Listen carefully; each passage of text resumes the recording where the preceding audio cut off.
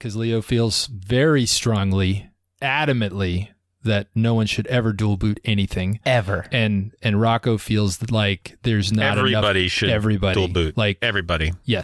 Cut that out. I'm done. I'm good. That was it. You just had to put that joke in. Okay, so I gotta wrap it up. That was me right. just setting you up to fall. That was it. I did the Charlie Brown Lucy football. Just ripped that sucker right away. Please continue to follow along as we continue to detest. Wait, we're gonna detest it? No, I'll re-record that. We're gonna detest So the way. Like sorry, you can't give that away this Joe. early. Detest. We might. Hello, I am Dan. One I'm of us ready does. to take. I'm ready to take the test. Can somebody give me the test? I am ready for the test.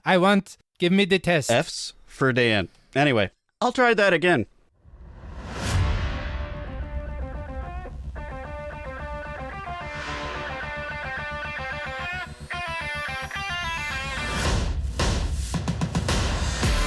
Coming up on this episode of Linux User Space, we try on 2 boots. We'll discuss distributions from afar, and we have an app focus that will help you find your way.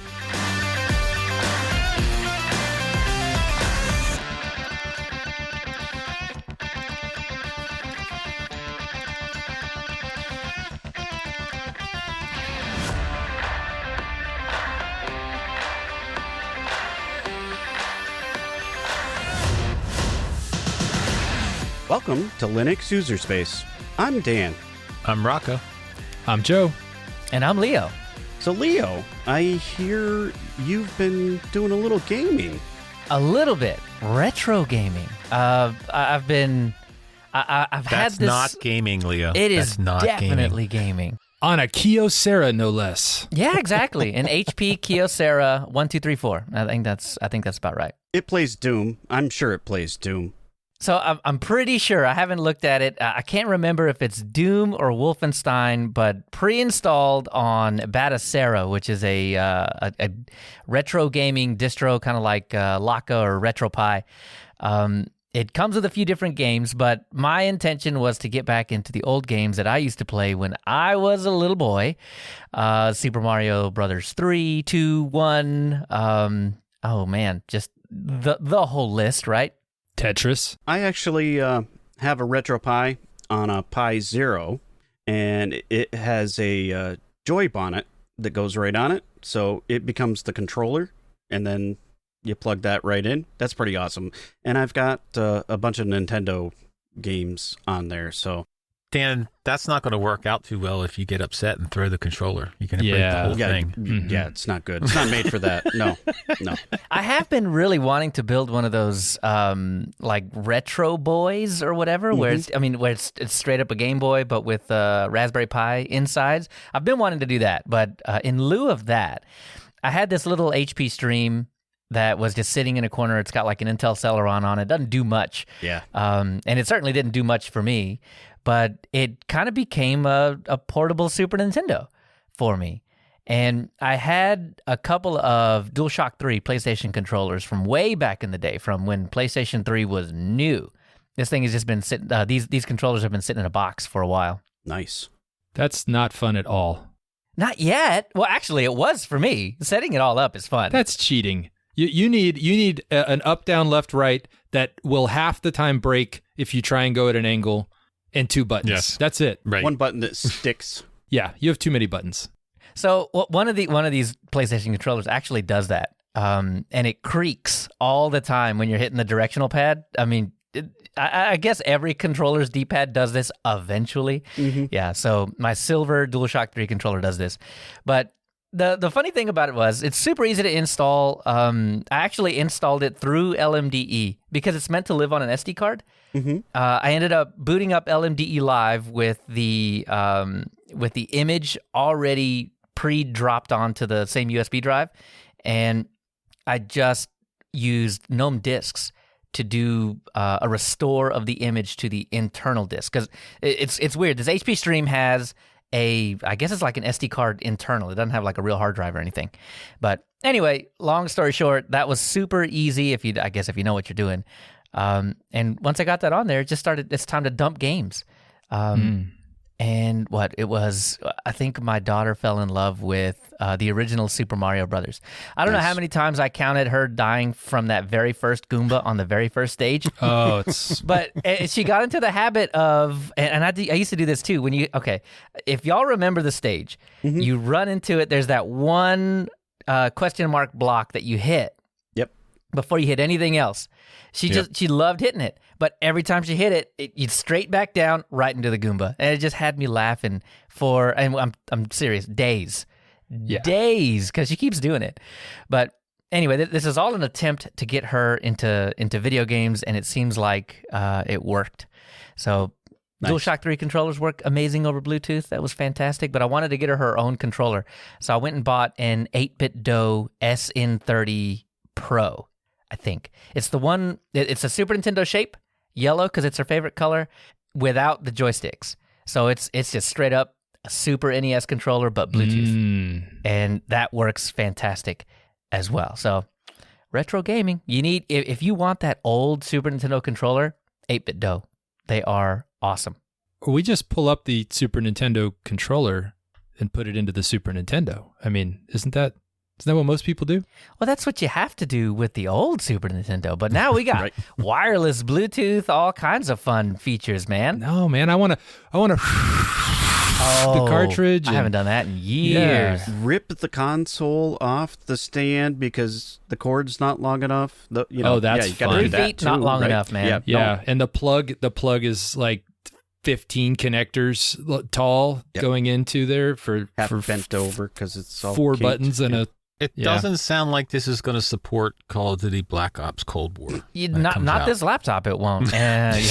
I don't think there's a modern PC category in when you're cycling through Mega Drive and Super NES and all that. Yeah, I don't think there's a play AAA titles in there.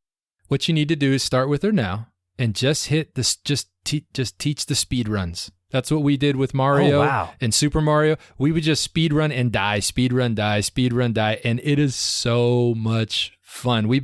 Yesterday we were doing it on a Rayman Legends and just speed running as far. And my son was dying every time I would die. It's the funniest.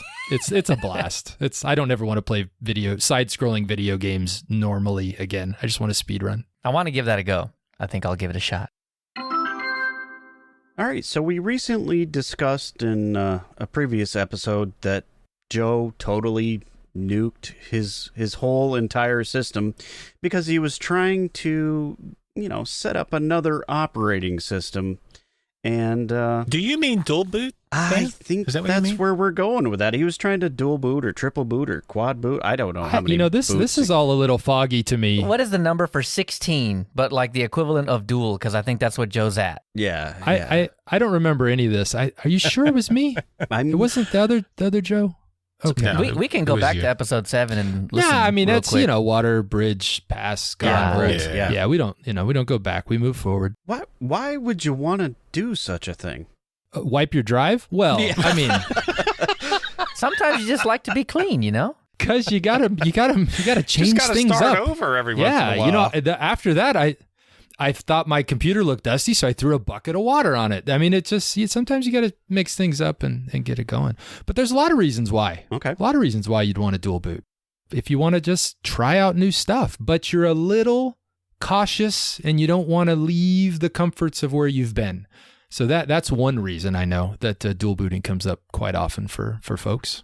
I can tell you that so many times the dual boot question comes up when it comes to gaming. I mean, we just opened the show with gaming, and that's a little bit different because it's on a separate thing. But when you want to game on your computer, there are times where you're going to want to play a game that doesn't run on Linux. I know that burns you up, Leo. Well, hold on. What does it run on? BSD? It might run on Windows. Probably not BSD. And you may want to dual boot Windows with Linux. Oh, and okay. there are a lot of gamers out there that want to play on Linux, but still need Windows for certain games. And I'll be honest with you, I'm one of those. It is the reason I blew out my drive, because I was trying to game on Windows. Yep. I have my Windows, and I consider my Windows drive a console. Mm-hmm. I boot into it. I play a game, I boot out of it, right back into Linux. But it is still there because I do need it. Because unfortunately, until Call of Duty comes out day one and is supported on Linux, I still need a Windows machine. I gotta agree there. I mean, I've got a Windows disk. This is where I think we're gonna differ a lot. I've got a Windows disk that I will boot into anytime I want to play any game at full frame rate. You know, I mean, Linux is great, but there's a lot of times when if you need that extra performance edge, Windows is going to give that to you a lot of times. But Linux is caught up in a lot of ways. So as far as all that goes, I'll totally agree with that. I find satisfaction in Linux as far as all the games I want to play. So I don't find the need to dual boot. There are a couple of things I do in Windows. But for me, I might run a VM to accomplish those. So I don't see the need to dual boot. So another reason, and I know this is definitely for me, aside from gaming, is for business.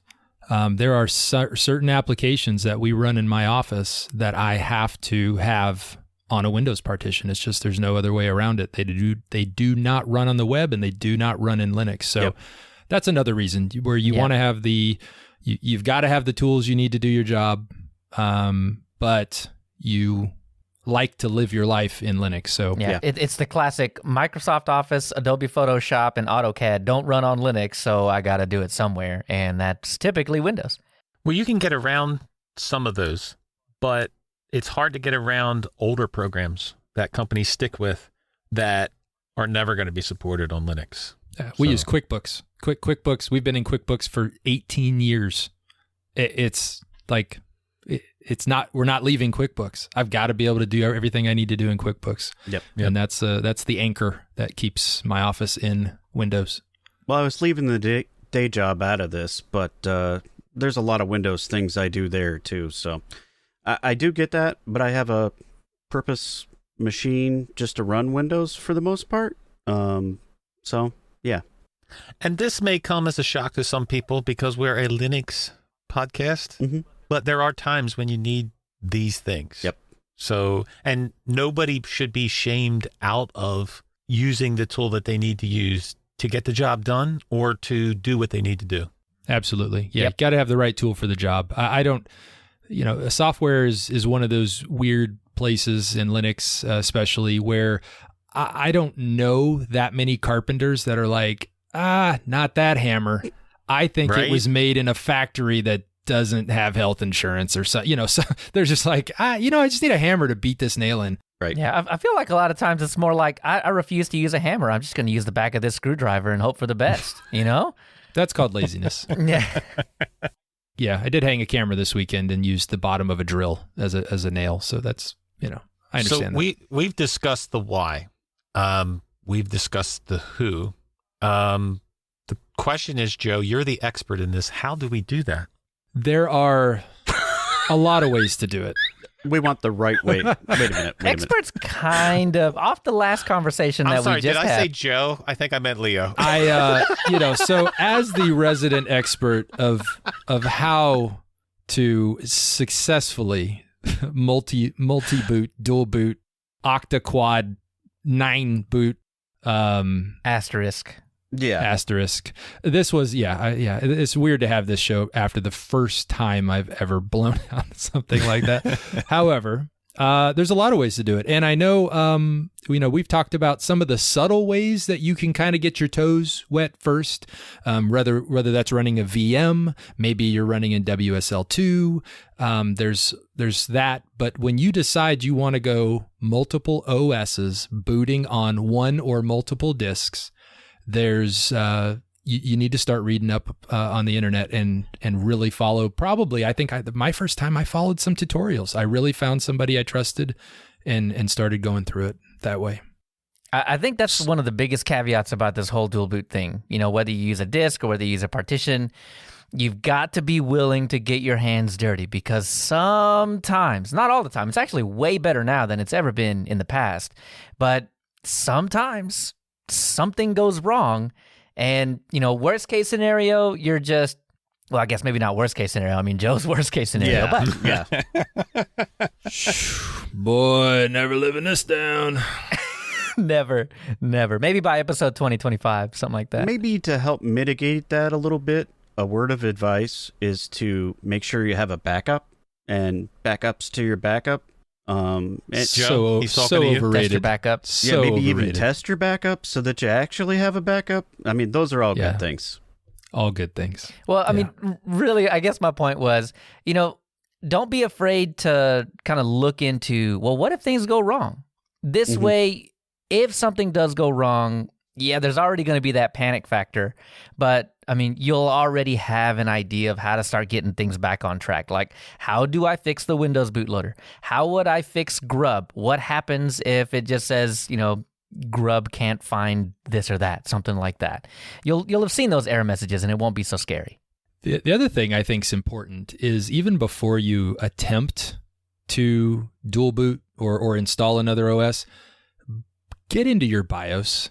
Like know your way around there. Understand how that works, because whether you have a Lenovo, if you have a Dell, if you have Acer, they all have a different experience within there. Some of them have, especially in the laptop world, you're much more limited in the laptop world as far as how that BIOS is going to run, because it comes from a factory. They do these kind of rubber stamp things, and if you want to feel like some retro gaming, how about some retro computing? Boot into some of these older BIOS screens, and if you don't know what you're looking at, you need to get fresh on some of the terminology that's involved in there, because it just may not all make sense. And it's good to be familiar with that stuff before you're in there trying to fix something. Definitely. Yep. Do your research, I think, is kind of what all this boils down to, right? Well, the question is, do we have any tips for people who are wanting to dual boot? We're not going to give a full tutorial out on dual booting. We're not going. You need to do the research yourself.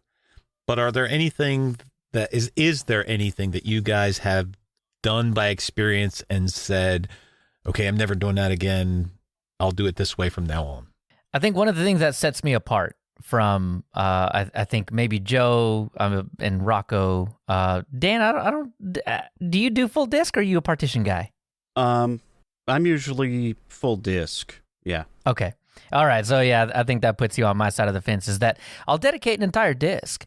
I mean, I make purchases of my laptops to say I need more than one disk slot, so that if I ever want to do something like this, I can do it. Otherwise, I mean, I got a whole nother disk slot to just make storage, which is cool.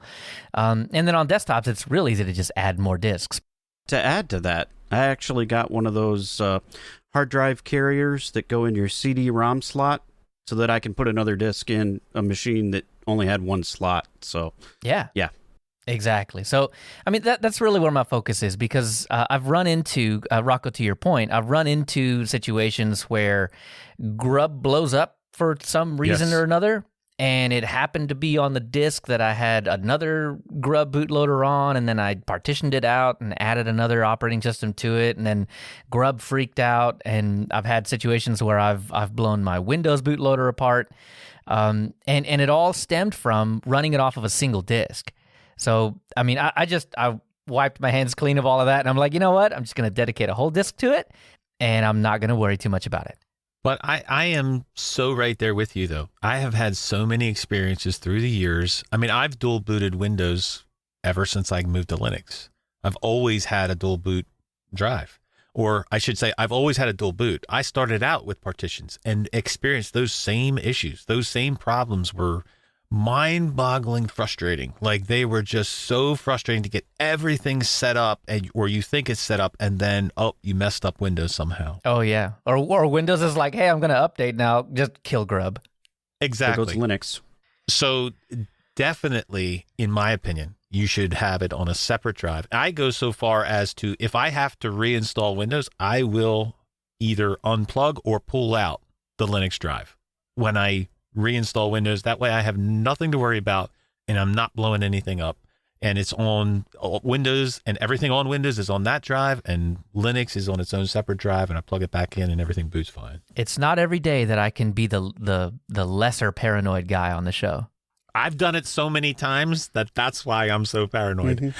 And the other thing I would say is, in my opinion, in my experience, I think you need to install Windows first.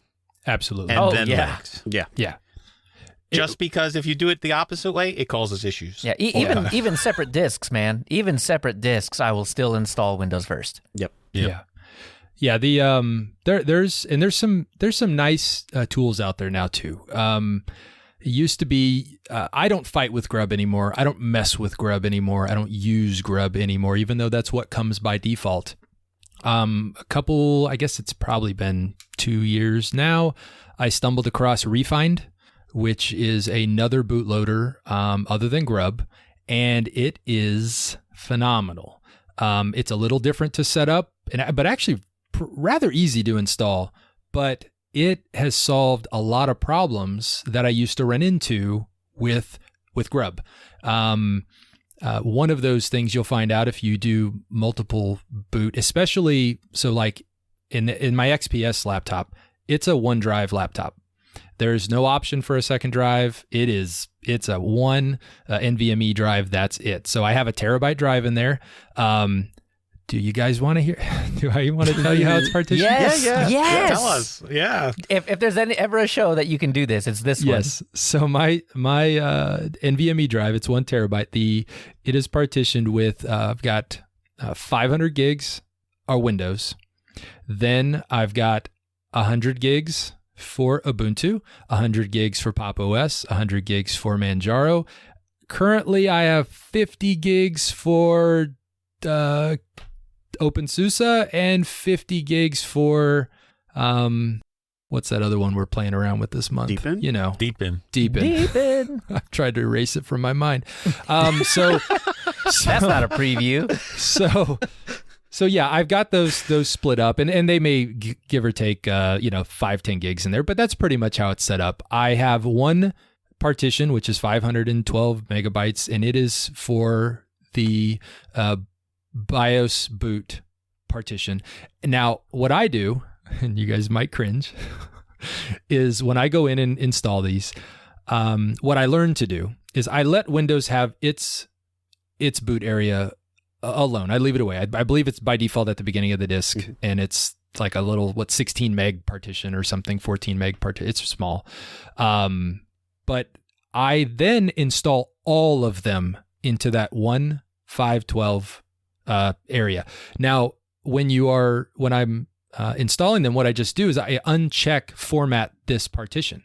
So I don't format the partition each time. It just adds it in there because I'm not going to use it anyways. Because what I'm going to do is install Refind, and Refind automatically goes and finds all of your bootable devices or partitions, on boot. So it's not even, so I don't have to worry about the Manjaro error or using Arch, because that was a big problem. If you installed Manjaro and then you installed Ubuntu, and then grub came up for Ubuntu and you tried to boot Manjaro, same with Endeavor OS, wasn't going to happen, because those Arch-based distributions like to be in control. And the reason I ended up with Refind is I was struggling with Manjaro and Endeavor on the same disk, and I just couldn't get them to talk.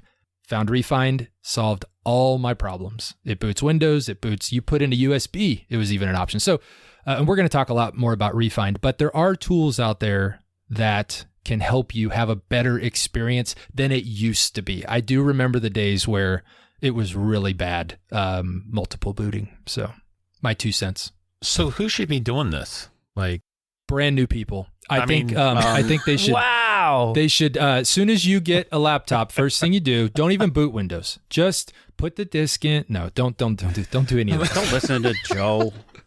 Experienced only, please. Experienced only. Yeah. Get comfortable. You know what I think? Get into a VM first. Mm-hmm. If you can, because a lot of different laptops and a lot of different desktops are shipped with virtualization turned off. So you typically have to reboot, get into the BIOS, get in there and find out the wacky way your BIOS decided to call virtualization extensions, whether it's VTD or SMV or whatever it is. It's different everywhere. SVM, something. Yeah, and it's different for everybody, I swear. But if you can't pass that hurdle, then dual booting is going to it's not going to make your day. It's going to be painful. It's going to be It will really be painful. So start out with a VM, because a lot of times you've got that live environment that it'll drop you in. So, using something like VirtualBox, you pop the disk in and boot it up. And these are the hurdles that you're already going to have to jump over to do dual booting.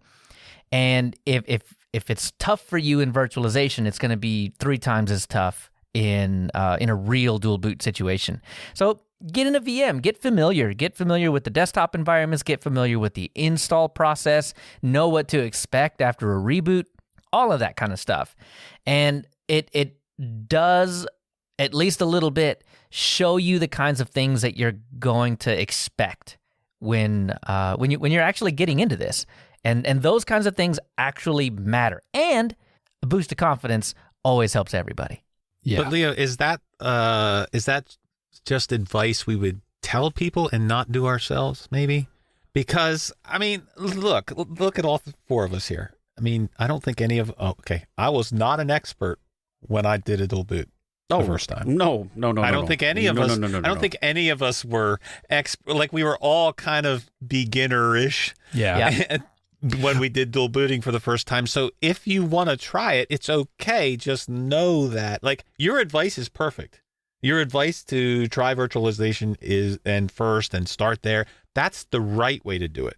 We just didn't follow that right way. And along with not trying it the right way, it was a very painful road. Oh, yeah. Well, I think the tools available to you now are far greater than what we had when we first started trying this. So, and, we give you the advice because we've gone the hard road. That's why we're telling you. Right. Yeah. The biggest thing that I think I would have benefited from is virtualization. Mm-hmm. Yeah. But it wasn't a thing back when I very first dual booted. So, nope. I didn't have the luxury, but we do now. And you can learn a lot more before diving in that way. Yeah. Set up a dual boot on virtualization, and and that'll give you a great experience. Also true. Yeah. The other thing, kind of to that point, is I think when I first started playing around with it, I definitely didn't do it on any production have to have, needs to work. Yep. Wait, I did. Whoops. I always would take my old laptop and I'm like, okay, let me start monkeying with this. But I will even say this, Rocco, to your point you said about like, we were kind of new. We might have been newer to Linux, but I bet we were pretty familiar with computing in general. Oh yeah. Or at least I was. Yeah, definitely. Installed Windows, I don't know how many times. Right. It goes back to that, be familiar with the tools you have, be familiar with your BIOS, be familiar with Windows. I mean, if that is what you're dual booting, if you're trying to do a Mac OS dual boot, be familiar with how to repair and rescue those things, but also be prepared to lose it all. So make an image, back it up so you can restore it, because it could happen. That makes me feel real good. Those the installers these days make it really easy as well. You'll notice the option in, I think it's in Pop, it might be in Ubuntu as well, where if you went ahead and said, okay, I'm going to dedicate half this disk, so I've got a terabyte disk, I'm going to put 500 gigs to Ubuntu, and I want to put 500 gigs to Windows, you can say, install alongside, and it'll let you drag the size, it'll move the partition, or it'll shrink the partition, create your new one. You don't even have to go in and create the different, you can do kind of a vanilla install. You don't have to go set your own home partition and root partition. It'll do all that for you. So that does make it a lot more simple than it used to be. Yeah. But once you get into beyond 2 distributions, like multi Octa boot, if you're nuts like me and you just like to punish SSDs, then you're going to want to learn how to partition all that stuff. And there's some amazing guides on it on the that's the thing. I don't know about you guys, but I would have considered myself a power user with Windows at the time. Yeah. I didn't know nothing about Linux, but there were tutorials out there and I followed them. That's how I learned to do all of it. So, but I did at one time, Joe, have a drive just like you with like multiple, probably over 12 different distros on this drive, partitioned out with their own swap and everything else. And it was like, that just became too much. I was like, no, not doing it no more. Yeah, it can get a little bit, but I actually have gotten to where it's just second nature. I don't even think about it. You do something enough and it just becomes, I rarely run into problems on in my laptops where I do that. On my desktops, again, where we talked about where I can have 10 disks. Well, I don't have 10, but you know what I mean? You can have 3, 4, 5 disks if that's what your flavor is. It's a lot easier to dedicate a disk to it. But on a laptop where you have limited storage and it's my go everywhere machine, I take it with me everywhere I go. So if I got some time and I want to tinker around in OpenSUSE, I'm going to tinker around in OpenSUSE, Well, where I was I didn't have those extra machines. It's great advice to have an extra machine and do a dual boot on it. But at the time I had a desktop. That was it. Right. So it was my main machine and I was blowing it up every time and pulling my hair out at the same time. So yeah. Yep. I was in that same boat. I mean, I only ever had, at least when I first got started, like really diving into computing and stuff like that, I only had one desktop and it was everything to me. So yeah, and this is where my buy a separate disk advice comes from, because I did blow it up over and over and over again. Yep. Another shocker, which you guys may or may not agree with me on this, but if you have a newer machine, Windows has actually made it less scary to blow it out on accident. Because the way it installs now, as long as you just create a bootable disk, it ties everything to the hardware of the machine. So if you do accidentally blow it out and you go to reinstall, you don't have to worry about finding activation code or any of that old junk we used to have to mess around with XP and Windows 7. It actually goes, oh, I remember. I'm remnants of me are still here on your laptop, even though you wiped me out. I know where I am, and it'll activate for you. And it's actually pretty simple these days. And even if you do manage to blow out absolutely everything, just format the whole disk. There's no memory whatsoever left. Yeah. If you log into a live account or a Microsoft account when you're logging in initially, it'll tie it to your account, the activation to your account. So it'll follow you as well. Except for you tinfoil hat folks who are like, I'm not logging in with my online account. Hey, listen, I know it exists. I don't use it. I'm just saying, man. I've got it all written down with all my other cool, important stuff. I never tie an account. And I do take the time to go flip off every single one of those toggles as well. Yeah, every one of them off. Yeah. So Cortana's not saving you, Master Chief? I don't think I've ever heard her except for during the initial install when she just screams at you for no reason. And it's like, Cortana, stop. I'm so glad they turned that off. Yeah. So we need to have a lightning round of pros and cons for dual booting, against dual booting. What do you think? First con, it'll blow up your entire system. Don't do it. If you want a game, you have to do it. Yeah, if you want a home on Linux, yeah. If you want to play with software on actual metal hardware, you need to do it because it's not the same in a VM. WSL2 is really good, so you don't need to do it. Can I play TuxKart in WSL2 yet? Hey, listen, they are getting graphical applications going on. So I mean, it is a thing. That might be the first one. It's coming.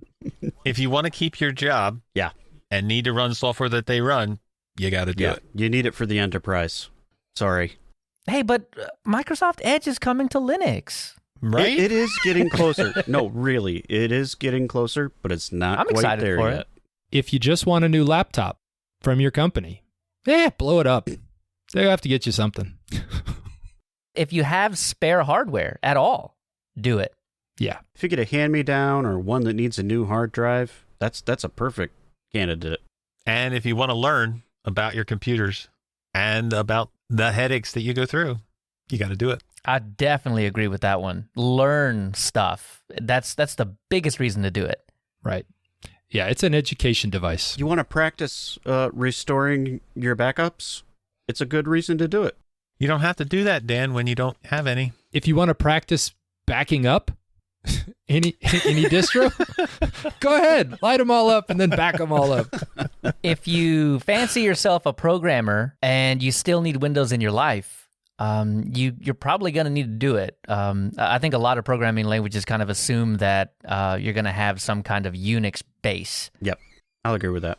So one thing I know, guys, is, and I think all four of us settled on this, is I have my way, and I'm very comfortable with my way. And it started from a tutorial that any of us could have gotten to on the internet, but I've developed my own system of how I process and handle things.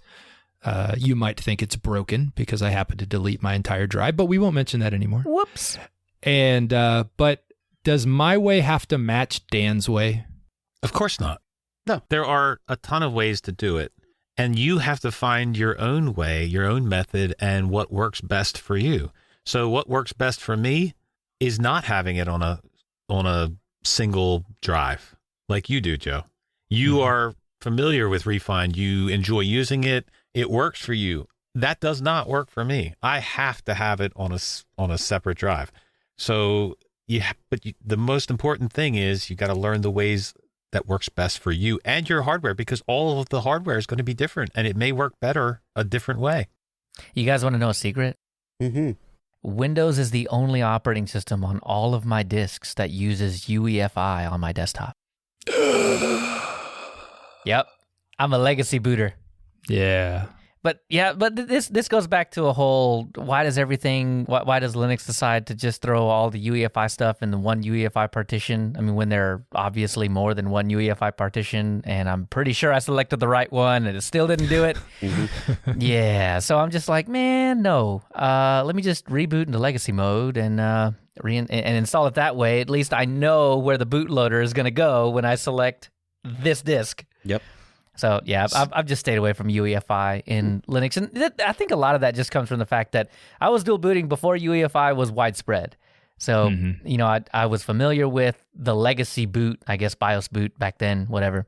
So one thing I have run into lately to that point, Leo, and so I was the same. And it's easier. It is much easier to leave Windows UEFI and throw everything else in legacy boot.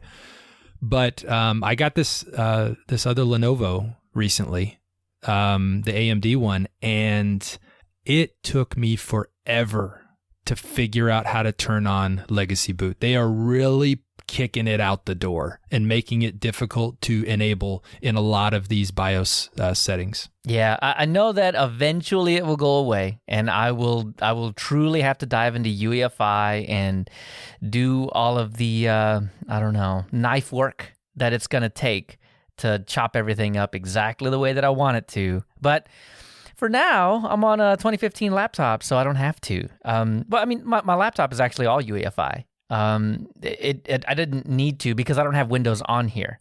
But on my desktop, I do have Windows, so I have to deal with it. And for there, as long as I can hold out, I will. Mm-hmm. But there will come a day where it'll be UEFI only, and I will have to do it. And well, that day I will probably install Refind.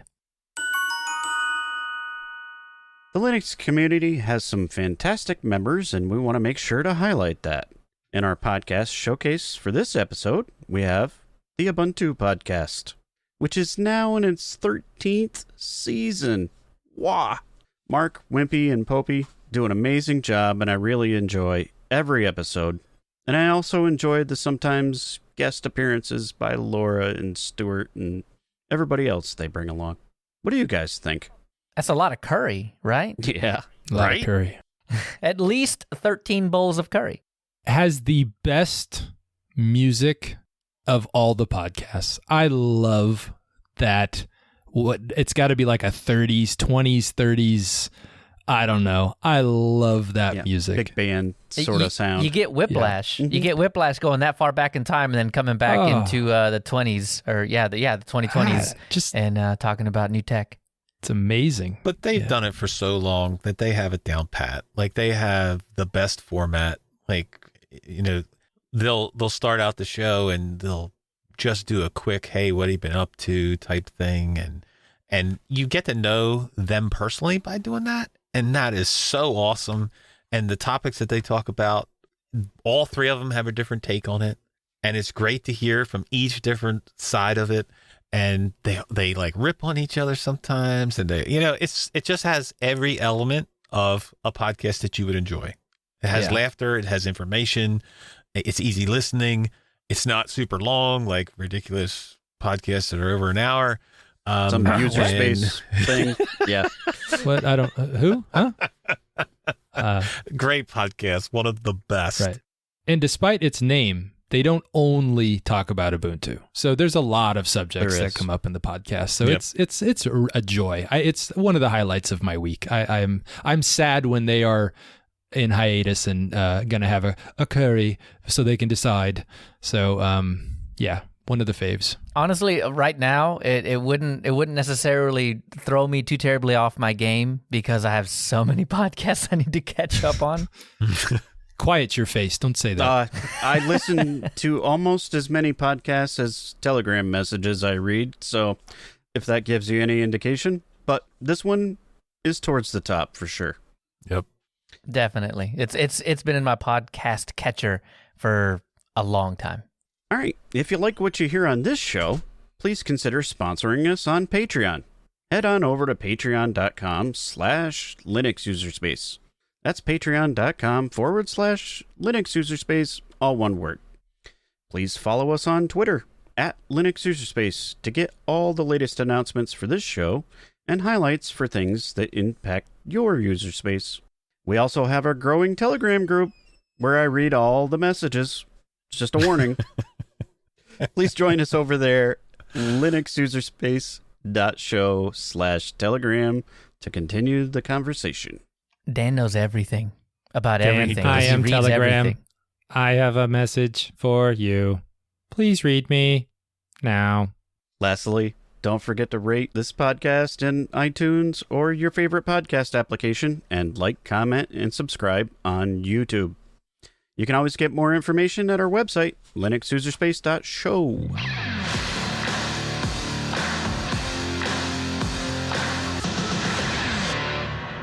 This is App Focus, where we focus on the app. And this episode, we're going to talk about Refind. Joe brought it up a little while ago, but I want to dive a little deeper into what this thing is. On their website, they specifically say they are a boot manager, not the same or not to be confused with a boot loader. Simply put, Refind's job is to point to all the bootloaders on the system in an easy to find way. If you've ever seen a Mac boot into a Windows installation via Boot Camp, you'll understand Refind. The coolest thing I think about Refind is that the way that it installs itself is that it just shows up as another boot device in your boot list. So you'll probably only ever have to do, for most of my motherboards, it's F11 or Enter or something like that, to get that, and then you just shuffle them around, put Refind up on the top, and then every single boot after that, it's just going to show you a list of everything it finds. The coolest thing, one of the coolest things that I think about it is that you can edit it, like on the fly. Right when you boot into it, it gives you a big old list of everything, and if you've got a Windows install on there, it's going to throw a few extra boot options out at you. It's like, hey, Windows recovery, hey, Windows boot, hey, Windows, and you'll probably want to just delete them, and you can do that with the delete key. Just hit delete, done. And it's gone. So they don't actually mess with your bootloaders or anything like that. It just hides them. So it doesn't really do anything other than present everything to you. And I think that is really fantastic. And as I was mentioning back in the beginning of the show, or during our main segment, I'm not a UEFI guy, but once I'm forced to be, Refind is probably going to be where I go. So why would you want it? Joe, why do you use Refind instead of just kind of dealing with it some other way? Well, like I mentioned before, it just solves a problem for me because especially on my laptop where I'm constantly rotating in and distros in and out, especially whether they're for the show or Biddle or whatever we're doing. I'm constantly rotating them out sometimes. And when you are installing them, sometimes the new install is going to find grub and be like, mine. And now when you go to reboot, it owns the boot. And now you can go in and change it and try and adjust your BIOS settings to overcome that. But that's where Refind comes in. It will you can point it right at the Endeavor OS boot, or right at the Manjaro boot, or right at the Ubuntu boot. And I don't have to worry about it, or right to Windows. It just makes my life so much easier when it comes to multi-booting. Yeah, and it can be a savior too. One of the funniest things I think that Refind can do for us is, let's say you do install a second or third or fourth, or how many, Joe? 6, 5, something like 8, that? 9, 12, 13, yep. That many versions of Linux, and it does happen. You realize grub is blown to smithereens. You don't know where it's at.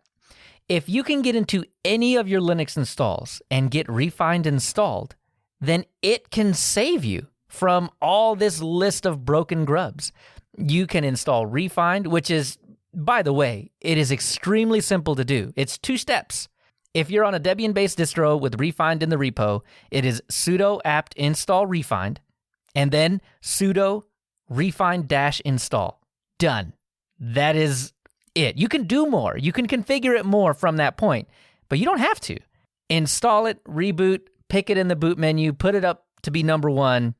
It'll take care of everything for you at that point. That's fantastic. And the fact that it can be used as a recovery tool in those dire situations where you've blown up grub, it'll still find your stuff and it'll still point you where you need to go. So I did it actually not too terribly long ago.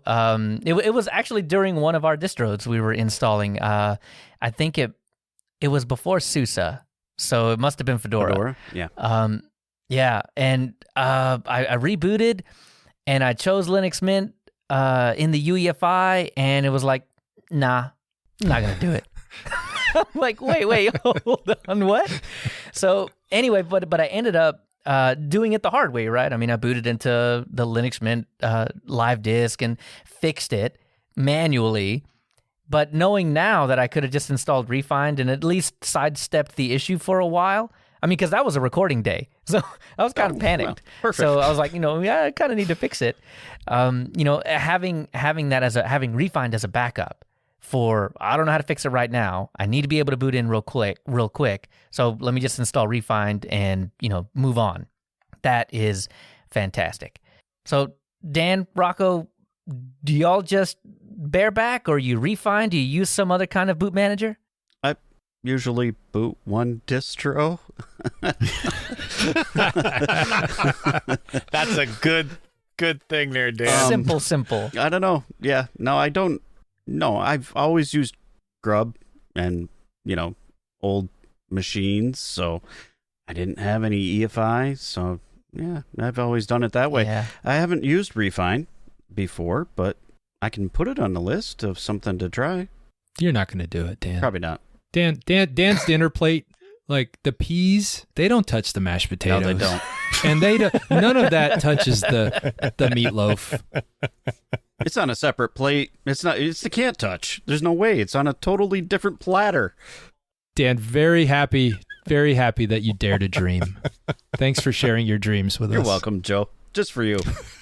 Well, I can say that I don't have a need or a use case for Refind right at the moment, but I do have a problem with it being the app focus because, Joe's the one that brought this up.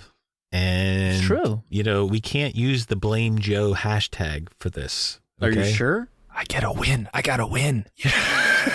Well, actually, hold on. Blame Joe doesn't always have to be bad, even though at 99.999% of the time it is. You can blame me for good stuff. Fine. We'll blame him for good stuff too. World peace, I don't know, stimulus checks. You can blame me for some good stuff. Sure. I don't know. Maybe we can blame Joe for adding Refind to our tool belt so that we can recover from a borked grub takeover and then work our way back to fix it without as much panic as there normally is with something like that. So, Rocco, one place it would be useful for you. What's that? Which is another place it was useful for me, is because Pop! OS does not install with grub at all. Right. Oh, correct. system deboot, right? Yep.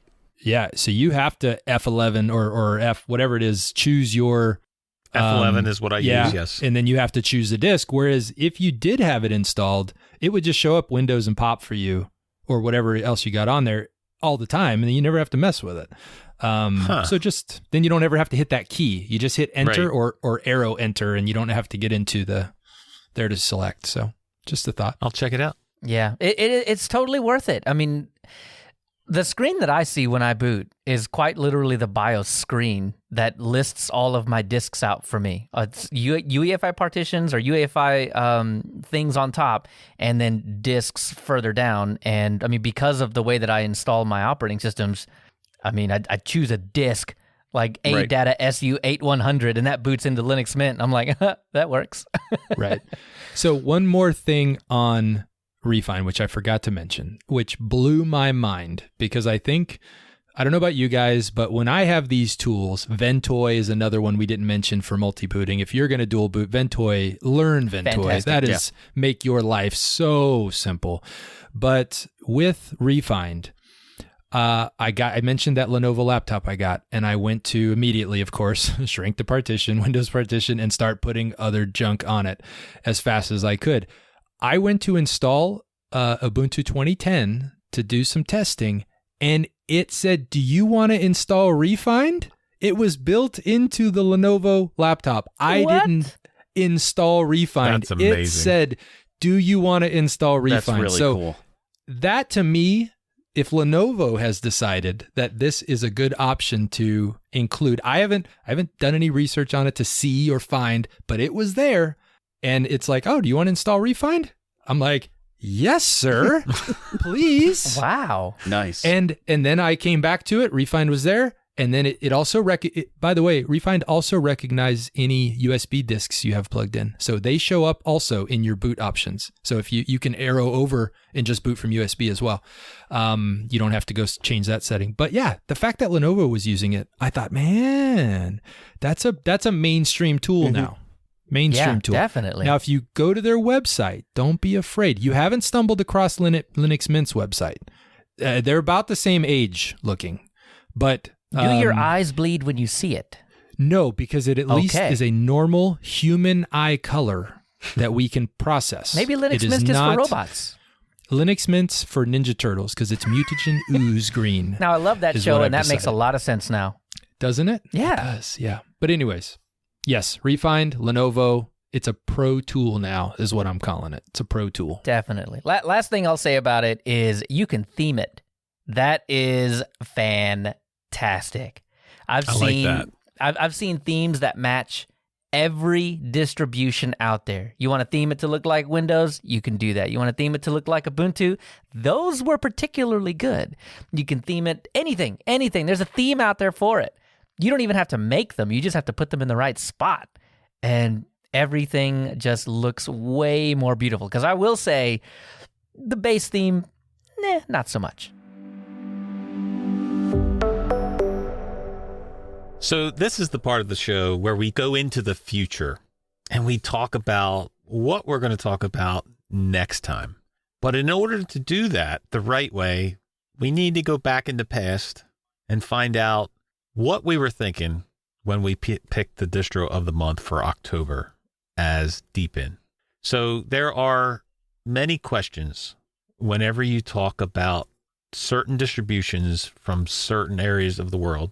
And they come up with privacy questions. They come up with security questions. And this is a conversation that we needed to have before we picked Deepin as the distro of the month to try. So where do we stand on distributions that are from countries that may be or may be considered privacy intrusive or security risks? I think the main thing is that a lot of times it's just perception. A lot of times we get information from a bunch of different places, and that information doesn't jive with what we can see. And I don't know. I mean, the coolest thing about open source in general is that you can see it. It's out there in the open for anybody to see. And not that everybody goes in and dives into it and looks at every single line of code and verifies that it's legit. But the fact that you can do that is already, you can shine a light on it. and it's way harder to hide behind stuff like that. So, I mean, number one, that's I'm fine with it because of that. The fact that you can the light can be shown on something like that. I think it's okay to verify before you trust, possibly. And a lot of the issues have been debunked, I think, with some of these distros. So you really need to know your source, where if you can trust them or not.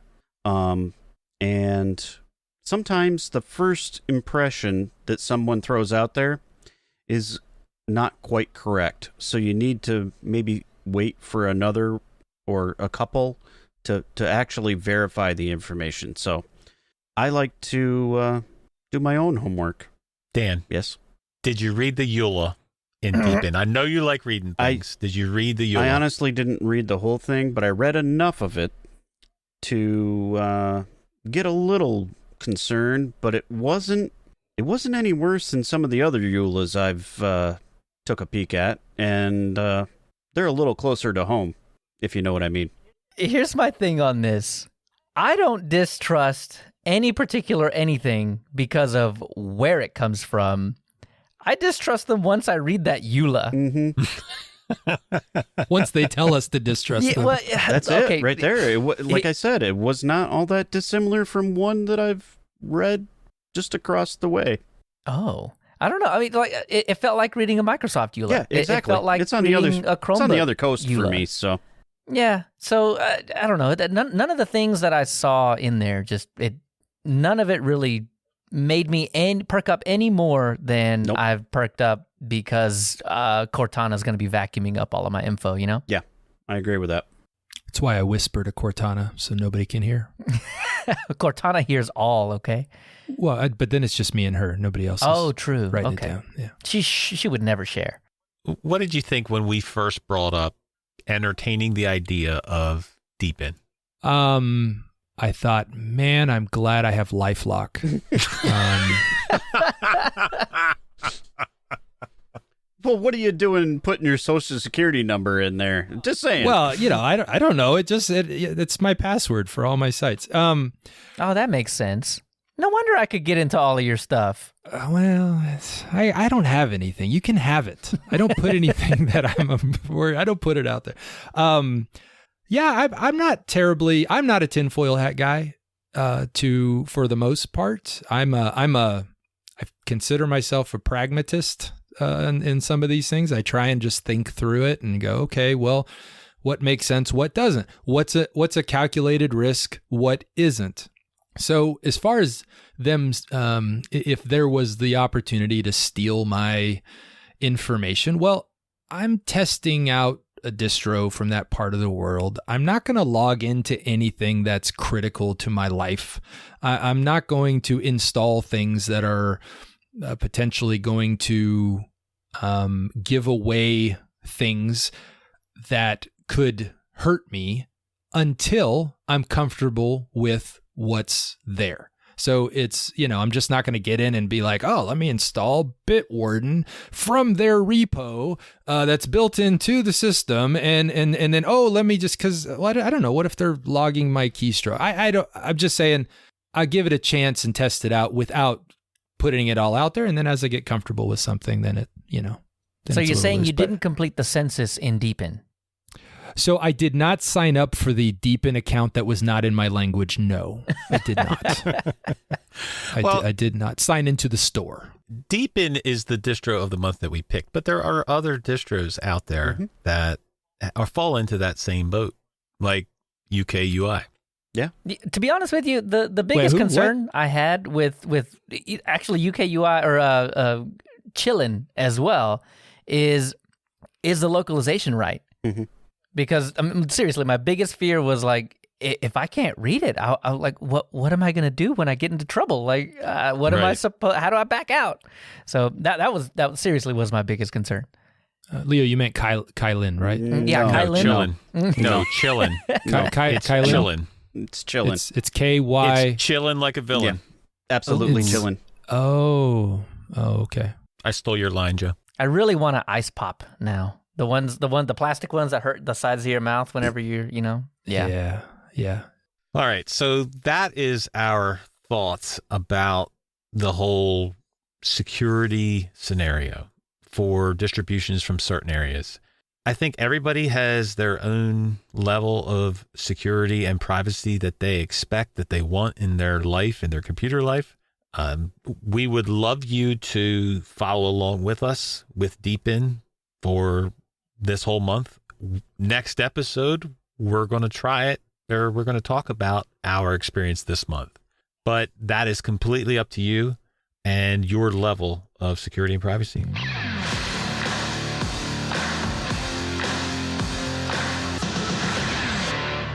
Thank you, everybody, for listening and for your support. Please continue to follow along as we continue to test the beautiful Deepin desktop. Where can we find you, fine folks? You can find me at Big Daddy Linux. You can find me at Jojo_Fett. You can find me at Leo Chavez. And you can find me at KC2BEZ. Join us in 2 weeks when we return to the Linux user space.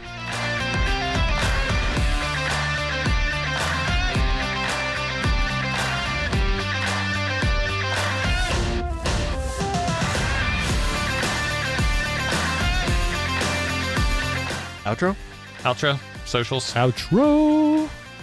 It was 14 seconds ago, Dan, in the show. No one will know. No one's going to know. They're like goldfish. Just tap the glass and they forget all over and over. That's what it is. Housekeeping. Housekeeping. Pantufla for the pillow. Let me get you a fresh towel. Ah, thank you, Dan. This is App Focus, where we focus on the app. I love that. I love that, dude. That is so great. It's your voice. It's your like delivery. Yeah, I love it. This is App Focus, where we focus on the app. I was just gonna take Joe and throw that in there. For crying out loud, for Pete's sake, Dan. Gee willikers, by golly, that's a malarkey. Where can we Leo, you're going to have... I'm sorry, Leo. That was all Rocco. I kept it in. I covered his face with my webpage, for crying out loud. Rocco's not editing this week. He's like, I'm going to blow this thing wide open. I should have hit my foot pedal. I should have, but I didn't. It's okay. I'm just going to cut out the whole last bit of the show. All of it. Just outro music. Nobody listens back here anyway.